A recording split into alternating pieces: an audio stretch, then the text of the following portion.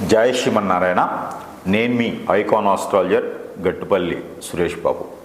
మనకి ఈ 2025 సంవత్సరం రావటం, అందరికీ గ్రహస్థితులు మారడం అంటే ఎలా అంటే నైట్ తగిలేటువంటి లాట్లాగా, అలానే కుడి ఎడమలాగా, అలానే మనకి ఓడలు బళ్ళు అవుతాయా, బళ్ళు ఓడవుతాయా అనే విధంగా ఉన్నాయి గ్రహస్థితులు. అయితే గత సంవత్సరాల కింద పోల్చుకుంటే కనుక ఆ 7.5 సంవత్సరాలు, 9 సంవత్సరాలు, అలానే ఏలినాటి శనితో బాధిస్తున్నటువంటి చాలామందికి 9 సంవత్సరాలు, అర్ధాష్టమ శని, అష్టమ శనితో బాధపడేటువంటి వాళ్ళు, ఇలా మనకి చూసుకుంటూ వెళ్తే కనుక గ్రహాలు ద్వాదశ రాశుల వాళ్ళు, నక్షత్రాల వాళ్ళు, దశాత అంతర్దశల వాళ్ళు, అంటే మానవాళి ఇప్పటి వరకు మనం చూసినట్లయితే కనుక ఈ 2025 సంవత్సరం వరకు కూడా ఉన్నటువంటి జీవన శైలి ఏదైతే ఉందో అది మారుతుంది అని చెప్పొచ్చు. గ్రహరీత్యా కావచ్చు, అలానే ప్రకృతి రీత్యా కావచ్చు, అలానే వైపరీత్యాల వల్ల కావచ్చు, ఎలా అయినా సరే మనకి ఏంటంటే గ్రహరీత్యా కొంత వేరే మార్పు వస్తున్నది చెప్పొచ్చు. అలానే మనకి ఎవరు ఎన్ని రకాలుగా మనం అనుకున్నా, ఎన్ని రకాలుగా చూసినా కూడా ఒకటి మాత్రం గుర్తుపెట్టుకోవాల్సిందంటే మనం అందరం కూడా భూమి మీద ఉంటున్నాం కాబట్టి ఈ గ్రహాల స్థితిగతులు, ఈ గ్రహాలు అటు ఇటు మారడం వల్ల మనలో ఉన్నటువంటి ఏవైతే ఉన్నాయో రుమ్మతులు కావచ్చు, విజ్ఞానాలు కావచ్చు, విజ్ఞానాలు కావచ్చు, అలానే మనకి ఉన్నటువంటి జాతకరీత్యా కావచ్చు, ఏవైతే ఉన్నాయో ఇవన్నీ కూడా మార్పులు జరిగేసి అదృష్టం వర్ణించవచ్చు. అలానే మనకి ఆ తొలతొగచ్చు. ఎలా అంటే ధనధాన్యాలు కూడా తొలదిగేటువంటి అదృష్టం కూడా ఉండొచ్చు. అలానే మనకి ఈ యొక్క 2025 సంవత్సరంలో అంటే ఎన్నో సంవత్సరాలకు ఒక్కసారి ఏర్పడేటువంటి గ్రహ కూటమి ఉన్నది. ఈ గ్రహ కూటమికి వచ్చేసి ఈ 2025 సంవత్సరంలో కూడా మనకి గ్రహ కూటమి ఏర్పడేదానికి అదృష్టం ఉంటుంది. అలానే మనకి పెద్ద పెద్ద గ్రహాలు ఏవైతే ఉన్నాయో అన్నీ ఈక్వల్గా భూమి కన్నా పెద్దవి, భూమి కన్నా చిన్నవి గ్రహాలు చాలా ఉన్నాయి. అందులో మనకి ఈక్వల్గా ఉండేటువంటి గ్రహాలు కొన్ని ఉన్నాయి. దాంట్లో ఒకటి బుధుడు, అలానే శని భగవానుడు, అలానే మనకి రాహువు కేతులు. వీళ్ళందరూ కూడా ఏంటంటే మనకి ఎప్పుడో ఒకసారి, సంవత్సరాలకు ఒకసారి, అంటే 18 మాసాలకు ఒకసారి, కొన్ని 8 మాసాలకు ఒకసారి ఇలా మారుతూ ఉంటాడు. మనకి ప్రతి నెల చూసుకున్నట్టయితే కనుక రవి భగవానుడు మారుతూ ఉంటాడు. అలానే మనకి ప్రతి 3 రోజులకు ఒకసారి ఇక చంద్రుడు మారుతూ ఉంటాడు అన్నమాట.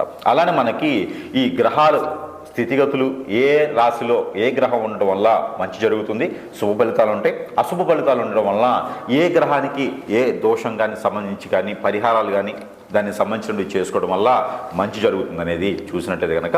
అయితే ముందుగా మనకి జనానికి చెప్పాల్సిన విషయం, ప్రేక్షకులకి చెప్పబోయేది ఏంటంటే ఈ మార్చి మాసంలో 2025 సంవత్సరం ఈ మార్చి నెలలో 29వ తారీఖున సాయంత్రం 4:21 25 అంటే 2025 సంవత్సరం మార్చి 29వ తారీఖు సాయంత్రం 4:21 మనకి ఈ యొక్క ఏదైతే శని భగవానుడు ఉన్నాడో ఈ శని భగవానుడు మీనరాశిలోకి సంభవిస్తాడు, మీనరాశిలోకి రావడం జరుగుతూ ఉందన్నమాట. గత 2.5 సంవత్సరాల తర్వాత మీనరాశిలోకి శని భగవానుడు రావటం, ఆ మీనరాశిలో ఆల్రెడీ రాహువు శుక్రుడు ఉండటం, అలానే వీళ్ళకి మనకి కూటమిగా చూసుకున్నట్టయితే కనుక షష్టగ్రహ కూటమి అంటారు. అలానే మనకి షణ్ముఖ కూటమి అని కూడా అంటారు. అంటే 6 గ్రహాలు ఒకే రాశిలో ఉండడం దాన్నే షణ్ముఖ గ్రహ కూటమి, షష్టగ్రహ కూటమి అని కొంత ప్రాంతీయ భాషలో అయితే షష్టగ్రహ అంటారు, షణ్ముఖ అంటారు. ఈ యొక్క గ్రహ కూటమి రావటం వలన 12 రాశుల వాళ్ళందరికీ కూడా మనం అనుకున్నట్టుగానే జాతకాలన్నీ కూడా మారేదానికి అదృష్టం ఉంటుంది. కాబట్టి ఈ షష్టగ్రహ కూటమి, ఈ షణ్ముఖ గ్రహ కూటమి ఏదైతే ఉందో ఈ షణ్ముఖ గ్రహ కూటమి రవి, శుక్రుడు, బుధుడు, అలానే మనకి రాహువు, అలానే మనకి చంద్రుడు, రవి కూడా, వీళ్ళందరూ కలిపితే 6 గ్రహాలు. ఈ 6 గ్రహాలు కూడా మీనరాశిలోకి రావడం జరుగుతూ ఉంది. తర్వాత వచ్చేసి పంచగ్రహ కూటమి. ఈ పంచగ్రహ కూటమి వచ్చేసి మనకి 31వ తారీఖు మార్చి నుంచి మొదలవుతుంది. అంటే దాదాపుగా ఈ మార్చి మాసం నుంచి ఏప్రిల్ మాసం మొత్తం కూడా ఈ పంచగ్రహ కూటమి, షణ్ముఖ గ్రహ కూటమి, షష్టగ్రహ కూటమి అని పిలుస్తారన్నమాట. అయితే ఈ కూటమి వల్ల 12 రాశుల వాళ్ళకి ఎలా ఉండబోతుంది, వాటి ఒక పరిమాణం, పరిజ్ఞానం, పరిభాష, పరివ్యాస, అలానే వాటికి ఉన్నటువంటి ఫలితాలు ఎలా ఉన్నాయి అనేది చూసుకొని దాని ప్రకారంగా గ్రహాల వాళ్ళు ఎప్పుడు ఈ మాసంలో పుట్టిన వాళ్ళకి ఎలాంటి గ్రహస్థితి ఉంటుంది, అసలు ఈ మాసంలో ఈ యొక్క మార్చి ఏప్రిల్ మాసంలో పుట్టిన వాళ్ళకి ఎలా ఉండబోతుంది, ఆల్రెడీ పుట్టి ఉన్న వాళ్ళకి గ్రహస్థితి ఎలా ఉంటుంది, అలానే వాళ్ళ ఒక దశ అంతర్దశలు ఎలా పరిగణిస్తాయి, వాటి వల్ల ఎలా ఉండబోతుంది అనేది మనం ఒకసారి చూసుకున్నట్టయితే కనుక ఈ ఏదైతే షష్టగ్రహ కూటమి, ఈ యొక్క షణ్ముఖ గ్రహ కూటమి ఉందో దీనికి పరిగణనలో తీసుకొని రాసుల పరంగా ఎలా ఉందనేది మనం ఒకసారి చూద్దాము. అయితే మనకి ఈ షష్టగ్రహ కూటమి అన్ని రాసుల మీద ఉన్నట్టుగానే కన్యా రాశి మీద కూడా ఉంది. అంటే ద్వాదశ రాశులు అన్నిటికీ కూడా ఉన్నట్టుగానే ఈ యొక్క కన్యారాశి మీద కూడా ఈ షష్టగ్రహ కూటమి, అలానే షణ్ముఖ గ్రహ కూటమి, అలానే పంచగ్రహ కూటమి ఏదైతే ఉందో ఈ రాశి మీద కూడా ఉంది. కాబట్టి ఈ రాశి వారికి కూడా అలానే గ్రహరీత్యా ఉంటుంది. గ్రహరీత్యా దోషాలు, గ్రహరీత్యా ఏవైతే ఉన్నాయో అన్ని రకాలు ఉంటుంది. అలానే కాలసర్ప దోషంతో, నాగదోషంతో, కాలసర్ప దోషంతో, శని భగవాన్ యొక్క దోషంతో ఎవరైతే బాధపడుతున్న కన్యారాశి వాళ్ళు ఉంటే కనుక వాళ్ళకి నరదిష్టి, నరఘోష కూడా ఉన్నటువంటి కన్యారాశి వాళ్ళు ఎవరైనా ఉంటే కనుక వాళ్ళందరూ కూడా అదృష్టం వరించేలా ఉంది. కాబట్టి ఈ షష్టగ్రహ కూటమి, షణ్ముఖ గ్రహ కూటమి కూడా వీళ్ళకి కలిసి వచ్చింది. కాబట్టి ఆ గ్రహాల నుంచి ఉన్నటువంటి దోషాలన్నీ కూడా పోయేందుకు పెద్దలకి చేయాల్సిన కర్మలు ఏమైనా ఉంటే కూడా ఈ యొక్క యుగాది తర్వాత చేసుకున్నటువంటి ఏమైనా ఉంటే కూడా మీరు నిర్వర్తించినట్టయితే కనుక పోయినటువంటి మాసాల్లో సంక్రాంతిప్పుడు కానీ మహాకుంభమేళ కానీ చేయనప్పుడు వాళ్ళకి కుదరని పక్షాన ఇప్పుడు కనుక ఏప్రిల్ మాసంలో చేసుకున్నట్టయితే కనుక మీకు అన్ని రకాల గ్రహ దోషాలు, అన్ని గ్రహాల గ్రహశాంతి కూడా లభిస్తుంది. కాబట్టి గ్రహ దోషాలు అన్ని తొలగిపోతాయి. కాబట్టి ఈ యొక్క కన్యారాశి వారు కనుక ఈ యొక్క గ్రహశాంతి కలిగించుకున్నట్టయితే కనుక ఈ నవగ్రహాలకి శాంతి కలిగించుకున్నా కూడా మీకు ఉన్నటువంటి దోషాన్ని కూడా పోతాయి. మీరు ఎవరికి అప్పు ఇవ్వకుండా, అప్పు తీసుకోకుండా మీకు ఉన్నటువంటి స్తోమత ప్రకారంగా, మీ దగ్గర ఉన్నటువంటి డబ్బు ప్రకారంగా, కష్టపడి సంపాదించినటువంటి డబ్బు ప్రకారంగా మీరు ఏదైనా చేసుకున్నట్టయితే కనుక బాగుంటుంది. అలానే కొత్తగా ఏదైనా వ్యాపారం మొదలుపెట్టేటువంటి కూడా మొదలు పెట్టవచ్చు. అనాథాశ్రమాలు కానీ మీరు కట్టుకోవాలంటే కూడా కట్టించుకోవచ్చు. అలానే పేదలకు దానం చేసేది కానీ, అనాథాశ్రమాలు కానీ మీరు సంపాదించిన డబ్బులు దానం చేయండి. అలానే మీ మాట వల్ల ఎదుటి వాళ్ళు మీకు ఇప్పినట్టు అవుతారు. మీ మాట వల్ల సంపాదన పెరుగుతుంది. కాబట్టి ఆ మేర మీరు కన్యారాశి వాళ్ళు మాటలాడితే కూడా డబ్బులు వస్తాయి. కాబట్టి మాట్లాడే విధంగా పెట్టుకోండి. ప్రతిరోజు కూడా విశ్వాకర్ అంటారు అనమాట, మన ఉత్తరేణి పుల్ల అంటారు. ఈ ఉత్తరేణి పుల్ల కానీ, వేప పుల్ల కానీ, అలానే మనకి గోపు పుల్ల కానీ, అలానే మనకి కరివేపాకు పుల్ల కానీ వీటితో కనుక మీరు బ్రష్ చేసుకున్నట్టయితే అదృష్టం కూడా మీకు వరిస్తుందని చెప్పొచ్చు. అలానే మనకి చివరిలో చెప్పినటువంటి పరిహారాలు ఏవైతే ఉన్నాయో ఆ పరిహారాలు ఈ మాసం మొత్తం కూడా చేసుకున్నట్టయితే కనుక మీకు ఈ ఏప్రిల్ మాసం కూడా మీకు మంచి కలిసి వచ్చేదానికి ఉంటుంది.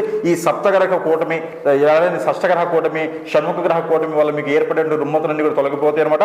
ఎక్కువ గ్రహాలన్నీ మీకు అనుకూలంగా ఉన్నాయి. ఈ గ్రహాలన్నీ కూడా మీకు అనుకూలంగా ఉన్నాయి. కాబట్టి ఈ యొక్క ఏదైతే మీకు మీనరాశిలో ఏర్పడేటువంటి షష్టగ్రహ కూటమి ఏదైతే ఉందో ఈ షష్టగ్రహ కూటమి మీనరాశిలో ఏర్పడుతుంది. ఈ షణ్ముఖ గ్రహ కూటమి మీనరాశిలో ఏర్పడుతుంది. కాబట్టి ఈ మీనరాశి నుంచి మీకు అన్ని శుభదృష్టి ఉంటుంది. కాబట్టి ఆ శని భగవానుడు కూడా మీకు వెళ్ళి మంచి శుభదృష్టి చూపిస్తాడు. కాబట్టి పెళ్లిళ్ళు కానిటువంటి కన్యారాశి వాళ్ళు ఎవరైనా ఉంటే ఈ యొక్క మే నెలలో మీకు పెళ్లిళ్ళు అయ్యేలాగా ఉంటుంది. కాబట్టి ఈ యొక్క ఏప్రిల్, మే మాసాల్లో మీరు ప్రయత్నం చేయండి. అంటే మార్చి నుంచి మీకు మార్పు అయితే వస్తుంది. షష్టగ్రహ కూటమి మార్చి 29 నుంచి మీకు మార్పు ఉంది. కాబట్టి ఆ మేర ప్రయత్నం చేసి మీ పెళ్లిళ్ళు కూడా అయ్యేదానికి ఆస్కారం ఉంటుంది. అలానే మీకు చివరిలో చెప్పినటువంటి పరిహారాలు చేసుకున్నట్టయితే కనుక ఈ యొక్క కన్యారాశి వారికి అన్ని రకాల అదృష్టాలు కూడా మీకు రాణించేటట్టు ఆ మేర ప్రయత్నం చేయండి. అయితే మనకి ఈ గ్రహరీత్యా ఉన్నటువంటి ఈ కూటమి గ్రహాలు ఏవైతే ఉన్నాయో మీన రాశిలోకి మనకి రావడం జరుగుతుందో అది మనం ముందుగా అనుకున్నట్టుగానే ఈ జరుగుతుంది. కాబట్టి ఈ షష్టగ్రహ కూటమ, అలానే షణ్ముఖ కూటమి, అలానే పంచగ్రహ కూటమి ఏదైతే ఉందో ఈ ఏప్రిల్ మాసం మొత్తం కూడా ఉంటుంది. మార్చి 29వ తారీఖు నుంచి ఏప్రిల్ మాసం మొత్తం కూడా ఉంటుంది. కాబట్టి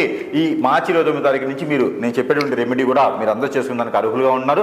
ఈ రాశి వారు ప్రత్యేకంగా చేసుకున్నట్టయితే కనుక పూర్వీకుల నుంచి వచ్చేటువంటి దోషాలు, అలానే ప్రకృతి నుంచి ఏర్పడేటువంటి దోషాలు, అలానే మనకి వాతపిత్త కప్ప నుంచి వచ్చేటువంటి దోషాలు, పెళ్లిళ్ళు కానటువంటి పరిస్థితుల్లో కలత్ర దోషం ఉన్నా, కుజ దోషం ఉన్నా, రాహుకేతు దోషం ఉన్నా, అలానే శుక్ర దోషం ఉన్నా, బుధ దోషం ఉన్నా కూడా ఈ యొక్క పరిహారం చేసుకోవడం ద్వారా అందరికీ గ్రహరీత్యా ఉన్నటువంటి దోషాలు ఎందుకు తొలగిపోయేదానికి ఆస్కారం ఉంది. కాబట్టి మీరు ఏదైతే చేస్తారో శనగలను దొరుకుతాయి మనకి. అలానే మనకి శనగలు అంటే బ్రౌన్ కలర్లో ఉండేటువంటి నాటు శనగలు అంటారు. ఆ శనగలు కనుక మీరు 750 గ్రాములు తీసుకొని బుధవారం కానీ గురువారం కానీ చాలా మంచిది. లేదు అంటే శనివారం అయినా చేసుకోవచ్చు, ఏ వారమైనా చేసుకోవచ్చు. అంటే మనకి శనివారాలు 4 వస్తాయి నెల మొత్తంలో, అలా అంటున్నాను. ఏ రోజైనా చేసుకోవచ్చు. ఈ వారం కుదరకపోతే వచ్చే వారం అమావాస్య పౌర్ణమి ముందైనా చేసుకోవచ్చు, అమావాస్య రోజు పౌర్ణమి రోజైనా చేసుకోవచ్చు.